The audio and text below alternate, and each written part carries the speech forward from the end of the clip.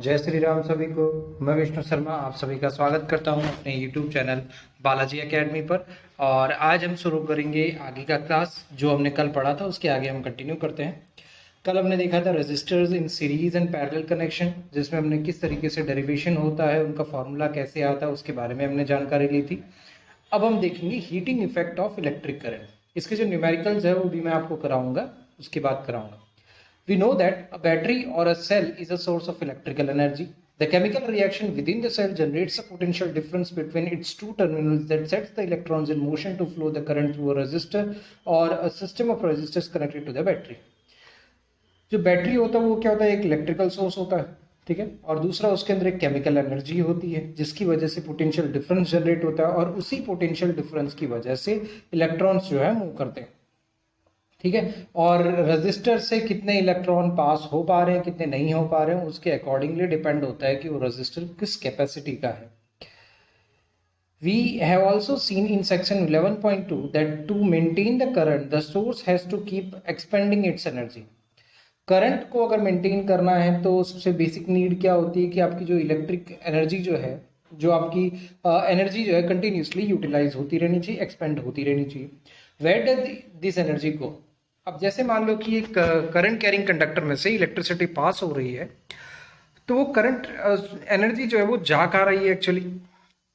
A part of the source energy in maintaining the current may be consumed into useful work like in rotating the blades of an electric fan. Rest of the source energy may be expended in heat to raise the temperature of gadget. ठीक है, अब सारी की सारी energy use में नहीं आती। अगर आपने फैन ऑन किया है तो जितनी भी इलेक्ट्रिसिटी वहां पर फैन के पास आ रही है, सारी की सारी एनर्जी वहां पर यूज नहीं हो रही है। कुछ amount of energy, maximum amount of energy तो कहाँ चली जाएगी, फैन को रोटेट करने में, और कुछ जो बची हुई एनर्जी होगी वो आपका जो वायर है उस वायर को हीट करने में चली जाएंगी, जो कि अननेसेसरी पार्ट है। ये हमें नहीं चाहिए होता है, लेकिन फिर भी ये होता है क्योंकि वो एक तरीके से वेस्ट हो रही है। We often observe this in our everyday life. For example, an electric fan becomes warm if used continuously for longer time, etc. आपने देखा होगा अगर आप फ़ोन को चार्ज करते हो तो आपका कुछ देर के बाद आपका चार्जर जो होता है गर्म होना स्टार्ट हो जाता है। क्यों? क्योंकि कंटिन्यूसली जब उसके अंदर से इलेक्ट्रिसिटी पास हो रही है तो वो हीट हो जाता है। उसी तरीके से आप अपने फ़ोन को रफली यूज़ करते हो, कई फ़ोन तो ऐसे भी होते हैं जो कम यूज़ करने पर भी आपके बहुत ज़्यादा हीट हो जाते हैं। तो जनरली क्या हो रहा है, जब आप यूज़ कर रहे हो तो उसके अंदर बैटरी जो है ड्रेन हो रही है, और ख़ास करके जब आप मोबाइल को चार्जिंग में लगाते हुए अगर गेम वगैरह खेल रहे हो तो आपकी बैटरी काफ़ी फास्टली, क्योंकि उसके अंदर फ्लक्चुएशंस काफ़ी ज़्यादा हो रहा है, एक साइड से वो चार्ज हो रही है, एक साइड से वो यूटिलाइज हो रही है, तो उसकी वजह से आपका फ़ोन जो होता है ज़्यादा गर्म हो जाता है। तो एक्चुअली ये जो एक तरीके से एनर्जी है वो हीट के फॉर्म में वेस्ट हो रही है। For example, electric fan becomes warm if used continuously for longer time, etc. On the other hand, if the electric circuit is purely resistive, that is configuration of resistors only connected to a battery, the source energy continuously get dissipated entirely in the form of heat. This is known as the heating effect of electric current. अगर मान लो circuit में हमने suppose करो कि एक ऐसा register ले लिया जिसकी वजह से करंट पास ही नहीं हो पा रहा, तो अब रजिस्टर में अगर करंट पास नहीं हो पा रहा तो करंट कहाँ जाएगा? सीधी बात है, जैसे अगर मान लो कि आपने एक बल्ब लगाया, बल्ब से अगर आप इलेक्ट्रिसिटी पास करा रहे हो, सर्किट में कनेक्ट कर रहे हो, तो वो एनर्जी तो क्या नाम है, लाइट एनर्जी के फॉर्म में यूटिलाइज हो जाएगी। लेकिन अगर एक रजिस्टर के फॉर्म में, अगर रजिस्टर से आप कनेक्ट करते हो किसी मतलब सर्किट को, तो वहाँ पर एनर्जी कहाँ जा रही है? तो वहाँ पर एक्चुअली जो एनर्जी होती है वो हीट के फॉर्म में वेस्ट हो रही है। रजिस्टर से जो भी एक्स्ट्रा एनर्जी होती है वो सारी की सारी हीट के फॉर्म में वेस्ट होती है। जो पास हो जाती है वो तो करंट के फॉर्म में दिखती है, जो नहीं पास होती वो हीट के फॉर्म में वेस्ट होती है। और इसी हीटिंग इफेक्ट का हम जनरली यूज करते हैं कुछ अप्लायंसेस में। This is known as the heating effect of electric current. This effect is utilized in devices such as electric heater, electric iron etcetera.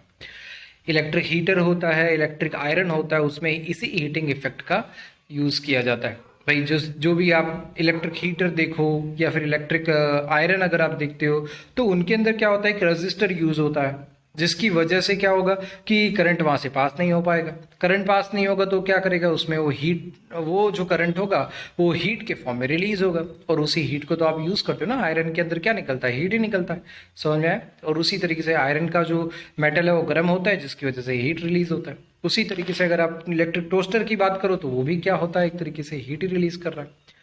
Consider a current I flowing through a resistor of resistance R. Let the potential difference across it be V. Let t be the time during which a charge q flows across. The work done in moving the charge q through a potential difference V is Vq, and therefore the source must apply energy equal to Vq in time t. Hence the power input to the circuit by the source is P is equal to Vq by t. ठीक है, मान लो कि charge हमारा क्या है Q, charge हमारा क्या है Q, और कूलम को हमने किससे इंडिकेट करते, Q से, वोल्टेज को हम V से, ठीक है, और टाइम को हम T से इंडिकेट करते हैं, ठीक है। तो यहां पर अगर मान लो कि जो हमें वर्क लगा, भाई एक चार्ज पार्टिकल है, यहां से आपकी सपोज करो कि सर्किट है,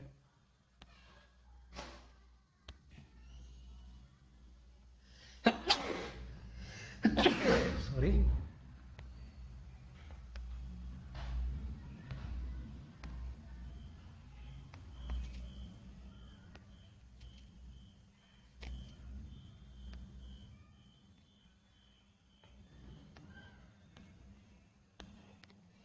मान लो कि यहां पर कोई सर्किट है,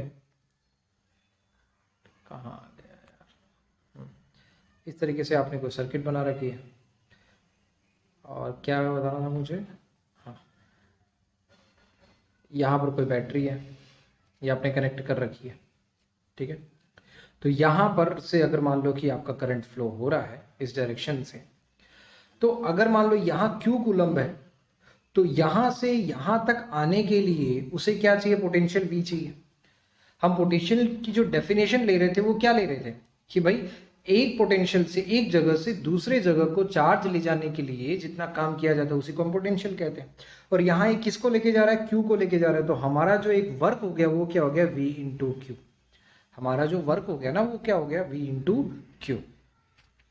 अब इसके बाद आपको क्या बोला, ये काम कितने टाइम के लिए हो रहा है, टाइम t के लिए हो रहा है।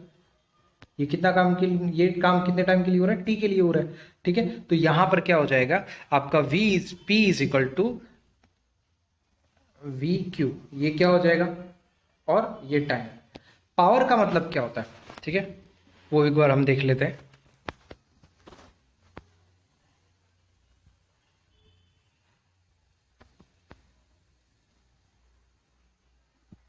ठीक है, पावर का मतलब क्या होता है, अब पावर सिर्फ कितना काम किया वो इंपॉर्टेंट नहीं होता। पावर का मतलब देखो, आपने कुछ भी काम किया तो वो तो आपका जस्ट काम हो गया, लेकिन टाइम के अंदर अगर आप काम करोगे तो आपकी एफिशिएंसी हो जाएगी। मान लो एक एग्जांपल के तौर पर समझो कि जैसे सपोज करो कि आपका एक फ्रेंड है जो 5 मिनट में 5 पेज लिख लेता है, ठीक है, आप हो वहां पर 5 मिनट में 10 पेज लिख रहे हो। तो अगर मैं सिर्फ ये बोलूं कि किसने कितने पेज लिखे, एक ने 5 पेज लिखे, एक ने 10 पेज लिखे, तो वो तो उसका काम हो गया। लेकिन कौन स्पीड से लिख रहा है, कौन धीरे लिख रहा है, वो कब पता चलेगा, जब हम उसको टाइम के साथ कैलकुलेट करेंगे। भाई हमने कहा कि वो 5 मिनट में 5 पेज लिख रहा है और वो 5 मिनट में 10 पेज लिख रहा है, तो इसका मीनिंग क्या हो गया कि वो उतने ही समय में वो ज़्यादा काम कर रहा है। इसका मीनिंग क्या हो गया, उसकी एफिशिएंसी ज़्यादा हो गई। इसकी एफिशिएंसी ज़्यादा हो गई मतलब उसका पावर ज़्यादा हो गया। तो वही यहाँ पर हम टाइम के साथ जब रिलेट करते हैं वर्क को, तभी आपको पावर पता चलता है। बिना टाइम के पावर कभी भी जनरेट नहीं हो सकता, ठीक है। तो जैसे सपोज करो कि आप इलेक्ट्रिकल एनर्जी, अब पावर जैसे यूनिट में आपने आपके घर में जो इलेक्ट्रिसिटी का बिल आता है वो यूनिट में आता है, तो आप क्या कंज्यूम कर रहे हो, पावर कंज्यूम कर रहे हो। क्यों, क्योंकि आप कितना आपने इलेक्ट्रिसिटी जलाया वो मैटर नहीं करता कि आपने कितने टाइम तक इलेक्ट्रिसिटी जलाया। क्या हमने लाइट बंद रखा है तब भी क्या यूनिट चालू होता है, नहीं, वो यूनिट तभी चालू होता है जब आपके इलेक्ट्रिसिटी जा रही होती, जब जब जब वो चालू होगी तभी तभी, क्योंकि वो टाइम कैलकुलेट करेगा, उसी टाइम के अकॉर्डिंग आपका पावर का बिल जनरेट होकर आएगा। तो पावर क्या होता है, जो वर्क डन होता है divided by time, work done divided by time. Work done हमारा क्या था, V इंटू क्यू, ठीक है, कैसे हुआ मैंने अभी आपको समझाया। तो V इंटू क्यू और टाइम हमारा क्या है, T, तो आपका फॉर्मूला हो जाएगा V into Q by T, ठीक है। अब ये वाली जो फॉर्मूला था ये तो हमने पहले भी देखा ना, I is equal to Q by T, तो इसकी जगह पर हम ऐसे भी लिख सकते हैं V is equal to Y. अब आपके दिमाग में ये सवाल आता होगा कि सर ये एक ही इक्वेशन को हम दो तीन तरीके से क्यों लिख रहे हैं। तो उसका जो बेसिक रीज़न होता है वो ये होता है कि जब भी आप किसी इक्वेशन को सॉल्व करते हो, किसी न्यूमेरिकल को सॉल्व करते हो, तो जो जो वैल्यूज़ आपके पास दी गई होती उन्हीं के आधार पर आप उसे यूज़ करते हो। जैसे सपोज करो कोई ऐसी इक्वेशन है जिसके अंदर आपको सिर्फ और सिर्फ मतलब पोटेंशियल और आई दिया हुआ है, मतलब करंट दिया हुआ है, तो आप ये वाला फॉर्मूला यूज कर लोगे। लेकिन अगर कोई इक्वेशन है जिसके अंदर आपको चार्ज भी दिया हुआ है, टाइम भी दिया हुआ है, पोटेंशियल भी दिया हुआ है, तो आप ये वाली इक्वेशन सॉल्व कर लोगे। समझ में आया? तो जो भी आपको इजी लगे वो इक्वेशन आप सॉल्व कर लो। आपको सारी इक्वेशन याद रखने की जरूरत नहीं, आप ये याद रखोगे तो भी चलेगा, बाद में इसको इसमें कन्वर्ट कर लेना। समझ में आया ये चीज? ठीक है, तो इस तरीके से आप कर सकते हो। जरूरी नहीं है कि आप सारी की सारी अलग अलग याद रखें, एक इक्वेशन याद रखें। Or the energy supplied to the circuit by the source is time t is p into t। Energy supplied कितना हो जाएगा कि भाई एनर्जी सप्लाइड आपने कितना किया भाई, अगर आप जैसे अभी मैंने आपको बताया कि आप अगर एनर्जी यूज करते हो, एनर्जी और पावर में फर्क है। पावर मतलब हो गया एफिशिएंसी, पावर मतलब हो गया एफिशिएंसी, और एनर्जी मतलब क्या होता है कि वही एफिशिएंसी कितने देर तक चल रही है। समझ में आया? जैसे अगर मैंने कहा कि भाई आप 5 मिनट में 5 पेज लिख रहे हो तो वो होगी आपकी एफिशिएंसी। लेकिन आपने कितने पेज लिखे होंगे वो अगर मुझे पता करना होगा तो मैं आपको बोलूंगा कि आपने 1 घंटे तक काम किया। 1 घंटे तक काम किया मतलब आपने लगभग लगभग 60 पेज लिखे। समझ में आया चीज? तो वो आपकी एनर्जी हो गई। तो ये फर्क आप ध्यान से देखिएगा। पावर मतलब होता है कि आपकी एफिशिएंसी कितनी है, आप कितना एफिशिएंटली काम कर सकते हो, और एनर्जी मतलब हो गया कि आपने एफिशिएंटली कितने देर तक काम किया। समझ में आया? तो एफिशिएंसी क्या हो जाएगी, मतलब आपकी जो एनर्जी होगी वो क्या हो जाएगी, पी इंटू टी, मतलब टाइम के साथ आपने मल्टीप्लाई कर दिया। This is V I T. अब वी आई टी कैसे हुआ भाई, आपका फॉर्मूला क्या था, पी इंटू टी। पी की वैल्यू हमारे पास यहाँ से कितनी आई, वी इंटू आई, तो ये हो गया वी आई टी। ठीक है। What happens to this energy expended by the source? This energy gets dissipated in the resistor as heat. Thus, for a steady current I, the amount of heat produced in time t is VIT। अब ये energy जो हो रही है, जितनी energy आपकी use हुई उतना ही आपका हीट जनरेट होगा। जितनी एनर्जी आपकी यूज हुई उतना ही हीट जनरेट होगा। तो उसी को हमने हीट जनरेट को हमने क्या लिख दिया, H लिख दिया। तो आपका फॉर्मूला बन गया H is equal to VIT। अब इसको आप उसके फॉर्म में भी लिख सकते हो, वी आई को आप क्यू बाई टी लिख लो, वैसे भी कर सकते हो। जैसे आप करना चाहो वैसे आप इसे कर सकते हो। जिस फॉर्म में इस इक्वेशन को आपको चेंज करना है उसी फॉर्म में आप इसे चेंज कर सकते हो भाई। कोई इसके अंदर कोई ऐसा रूल नहीं है कि भाई इसको आप ऐसे ही लिखो।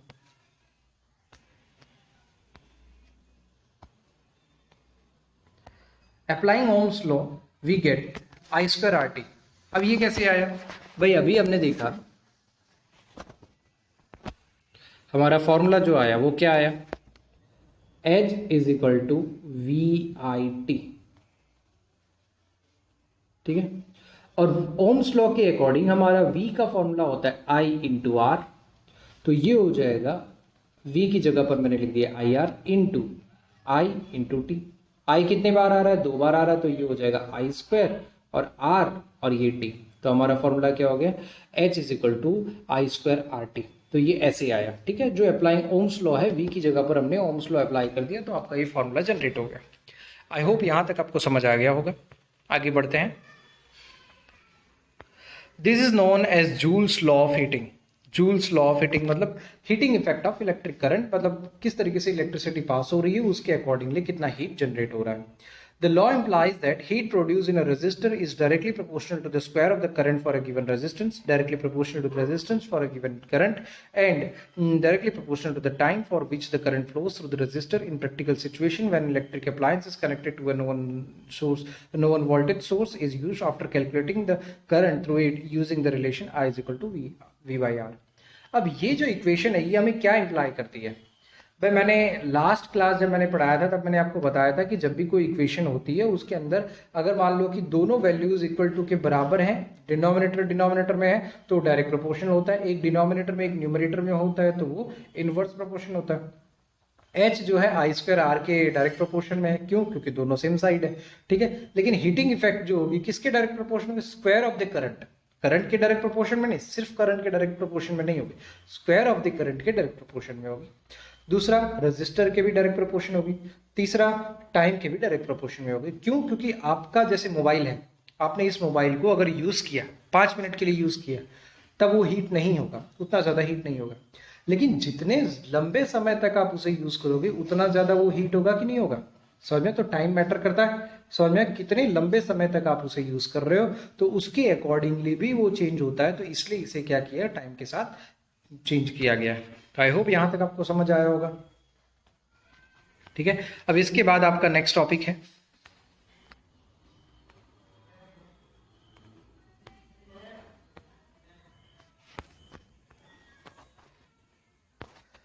फिर ये पूरा ही टॉपिक आ जाएगा, पूरा चेंज हो जाएगा, इसलिए आज इसको यहीं खत्म करते हैं और कल इस चैप्टर को कंप्लीट कर देंगे। ठीक है, तो ये था। और हमने भगवत गीता के श्लोक नहीं बोले हैं तो हम उसको एक बार बोल लेते हैं। आप जहाँ भी बैठ सकते हैं वहाँ बैठ जाएं, जिस पोजीशन, वैसे भी आप मतलब कहीं पर अगर आप जैसे घर में आपके होता है ना पूजा पाठ करने बैठते हो तो वैसे आप बैठ जाएं, मैं भी बैठ के फिर आपको